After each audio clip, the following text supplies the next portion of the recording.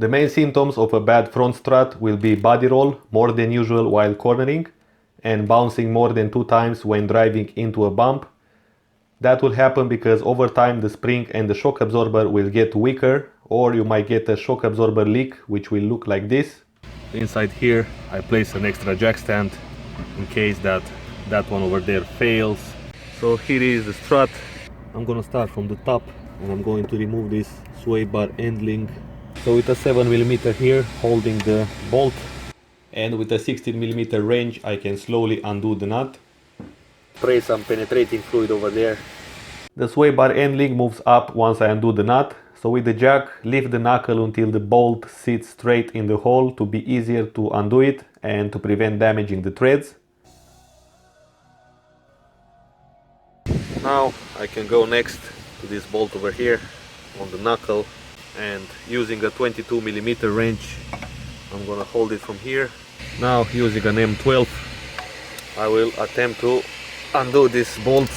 If the bolt doesn't want to come out, remove this brake pad level sensor, disconnect it, cut up this zip tie, pull out all these wires, zip tie them somewhere else, heat it up. Alright, so after a lot of burnings and hammering I managed to undo this bolt.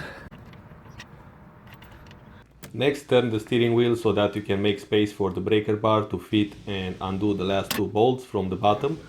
Once you turn the steering wheel in a straight position, the knuckle should separate easy from the strut, as you can see. Now in the engine bay is the last nut to remove before removing the strut. On this car there is no need for position adjustment of camber and caster. If you have those type of struts, just mark exactly the position of the bolts, since these will determine the position of the wheels and how it drives, especially on a high speed. In my situation I will use a 7mm hex to hold the strut bolt, while with a ratchet with a hole and a 21mm short socket I will undo the nut. You can see this big washer is already shaped in position to fit on the car's frame. Also the rubber from the strut has some dents which will fit on the slot, therefore the position of the strut on the frame is predetermined. Now to install it back, wiggle it until it goes all the way up, then position the base of the strut on the knuckle so that you can go on top and install the washer with 2 indentations which will match with the strut, and tie the nut in the same way you remove it. To connect the new strut on the wheel, first match the top of the knuckle with the hole in the strut, then place some thread locker on the bolt and slide it while holding some pressure on the brake rotor. Do the same with the lower bolts, add thread locker and tighten them by hand. Now since most of the weight of the car sits on these 3 bolts, it's important to torque them at least equally if you don't use a torque wrench. I use 60 foot-pounds on the middle bolt and on the lower bolts 70 pounds each.